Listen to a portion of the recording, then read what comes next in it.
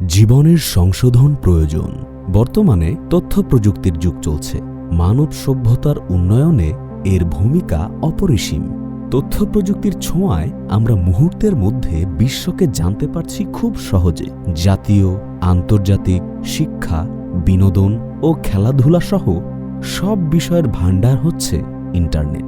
এখন আমাদের কোনো তথ্যের জন্য কোনো ব্যক্তির ওপর নির্ভর করতে হয় না, কিন্তু প্রতিটি বিষয়ের ভালো ও খারাপ দুটি দিকই রয়েছে। ইন্টারনেটের খারাপ দিক হল এর অপব্যবহার। তরুণ সমাজ তাদের মূল্যবান সময় অপচয় করছে ফেসবুক, হোয়াটসঅ্যাপ ও ইউটিউবের মতো সামাজিক যোগাযোগ মাধ্যমগুলোতে। কেউ যদি এগুলোতে অতিমাত্রায় নির্ভরশীল হয়ে পড়ে এবং এ কারণে যদি তার স্বাভাবিক জীবনযাত্রা বিঘ্নিত হয়, তখনই বাধে সমস্যা। এর ফলে ভুক্তভোগীর পাশাপাশি সমস্যায় পড়তে হয় তার বন্ধু, পরিবার ও সমাজকে। অতিরিক্ত ইন্টারনেট ব্যবহার অনেকটা মাদকাসক্তির মতো।